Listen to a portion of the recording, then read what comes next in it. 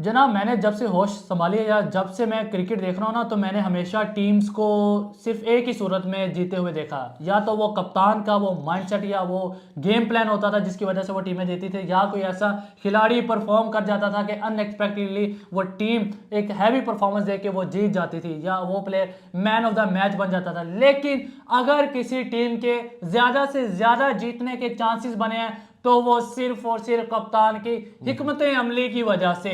आप the great Imran Khan को देख लें 1992 के वर्ल्ड कप में, जब हर तरफ से उनको आवाजें आ रही थी कि भाई साहब हम नहीं खेल चुके, हम बाहर हो चुके, हम नहीं खेल सकते, हम नहीं बॉल करा सकते, लेकिन वहां पे वो मर्द मुजाहिद की तरह खड़ा रहा और हर खिलाड़ी को उन्होंने बिलीव दिया कि we are gonna win this war, we are gonna win this world cup of 1992, and he did it by his leadership. उसके बाद हमने 2007 का T20 का वर्ल्ड कप देखा, वो भी हम जीते तो अपने माइंडसेट और अपने कप्तान की वजह से, और वहां पे परफॉर्मेंस शाहिद अफरीदी बड़ी अच्छी देखे गए थे। उसके बाद चैंपियंस ट्रॉफी आई, वहां पे हम जीते क्योंकि कप्तान ने गेम प्लान ऐसा बनाया हुआ था कि हम किस्मत से फाइनल में पहुंचे। लेकिन वहां पे देखे दो सूरतें होती हैं, या तो कप्तान आपका अच्छा कर जाए या फिर आपके खिलाड़ी। वहां पे आपके खिलाड़ी अच्छा कर गए और हमें 2017 की चैंपियंस ट्रॉफी जीतने का मिला।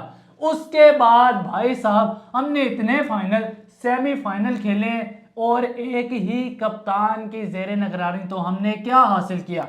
महान तो बैटर हैं लेकिन महान कप्तान नहीं हैं।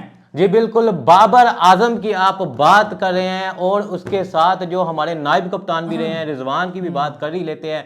ये वो द शाहकार हैं, द लेजेंड्स हैं जो कि बाज नहीं आ रहे पूरी दुनिया के सामने हमारा नाक कटवाने में। इनको पता नहीं आखिर क्या चुल मची थी कि भाईजान ये कहते हैं घोड़ों की रेस में दाखिल होने जा रहे थे, घोड़ों की रेस में दाखिल होने जा रहे थे। अब मैं दूसरी बात तो नहीं करूंगा कि ये क्या थे और गधों की रफ्तार और घोड़ों की रेस में, खैर अब ये कर दी बात, लेकिन मैं नहीं करना चाह रहा था। और ये घोड़ों की रेस में जब दाखिल हुए तो उन्होंने इन पर पाबंदी लगा दी। उन्होंने कहा आपको लगातार चौथा साल हो गया है, आपको अभी भी तमीज नहीं आ रही, आपको अभी भी शर्म नहीं आ रही, आप बार बार क्यों हमारा दरवाजा खटखटा रहे हैं? बराए मेहरबानी आपके पागल बोर्ड, आपके पागल फैंस ही आपको एक्सेप्ट करते होंगे। हम यहाँ पर पैसा लगाते हैं, हम यहाँ पर आपके स्ट्राइक रेट को तोलते हैं, हम यहाँ पर पूरी दुनिया से जिसको चाहे मर्जी खिला लें, हम यहाँ पर पूरी दुनिया से जिसको चाहे मर्जी खिलवा लें, हमें कोई मजबूरी नहीं है। जिस तरह हमें मजबूरी है, जिस तरह हमारे पाकिस्तान टीम को मजबूरी है, पाकिस्तान क्रिकेट बोर्ड को मजबूरी है कि भाईजान हमने सिर्फ इनको खिलाना है या इनके दोस्तों को खिलाना है। तो भाईजान उन्होंने इनको साफ इनकार कर दिया कि आप द 100 लीग जो कि इंग्लैंड वाले करवाते हैं जहां पर 100 गेंदें होती हैं, वहां पर इनको बोला कि भाईजान आपको हम चौथी दफा इनकार करते हैं कि आप जो है हमारी लीग नहीं खेल सकते।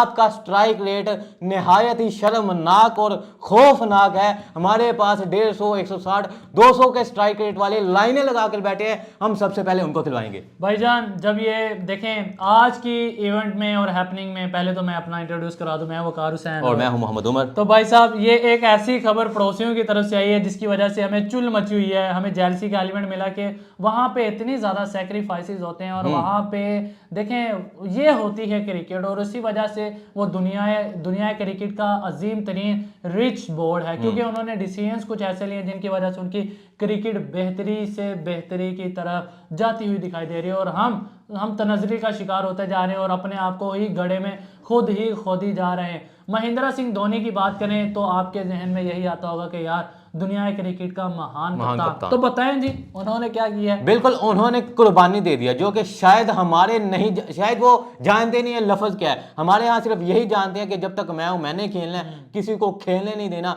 द 100 तो खिलाते नहीं, मैं दूसरों का जो कैरियर वो खा जाऊंगा जी। इसी तरह वो ना अपनी कप्तानी छोड़ते हैं ना अपनी पोजीशन छोड़ते हैं। जबकि भाई साहब जाते जाते MS धोनी चाहते तो एक और ट्रॉफी अपने नाम कर लेते और सुनहरे लफ्जों में बल्कि गोल्डन वर्ड्स में अपना नाम लिखवाते कि भाई कोई था कप्तान जो कि IPL की हिस्ट्री में सबसे ज्यादा ट्रॉफी जीतने वाला बन गया। 6 ट्रॉफियां, मुंबई इंडियंस का रिकॉर्ड भी तोड़ सकते थे। लेकिन उन्होंने सोचा अपनी टीम के बारे में, उन्होंने सोचा मुस्तकबिल के बारे में, फ्यूचर के बारे में, जो आने वाला नया टैलेंट है उसके बारे में सोचा कि भाई इसका भी मैंने कुछ करना है, मेरी खैर है कोई बात नहीं, मैं नहीं कप्तान रहूंगा।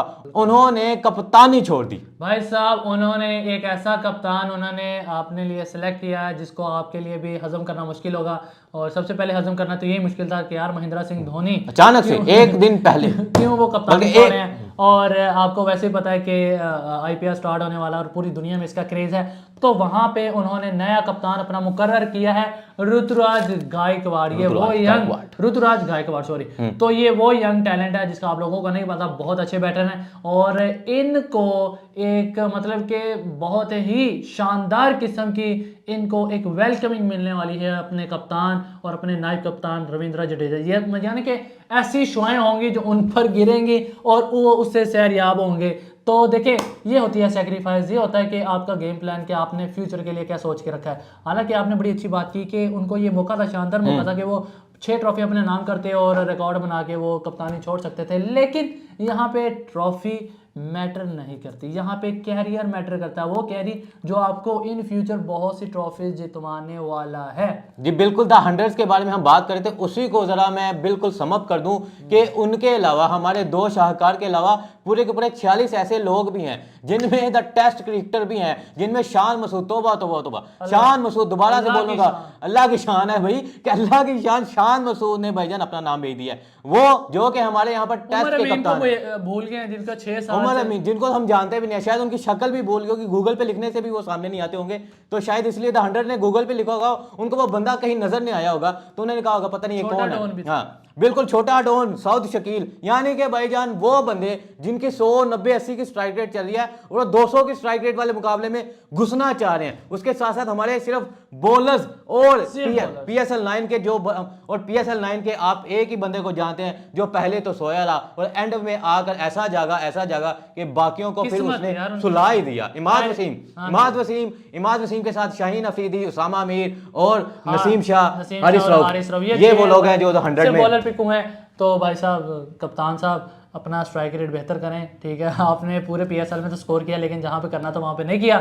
तो रिजवान भाई, आप तो वैसे कछुए की स्पीड से चल रहे हैं, तो अपनी स्पीड को या बेहतर करें या टीम को नहीं बेहतर करना तो कम से कम नाम जो भेजते हैं, आपको पता है कि भाई वो ऐसी लीग है जहाँ पे पूरी दुनिया के सामने आपकी भी होगी, हमारी भी होगी, लोग कहेंगे कि क्यों नहीं हुआ सिलेक्ट, तो फिर आपका जो हकीकत है ना वो सामने लेके आएंगे, वो सामने वो खुद ही आ जाएगी ना। तो इससे भाई साहब, ये थी आज की अपडेट इवेंट और हैपनिंग में। तो हमें दीजिए इजाजत, टेक केयर।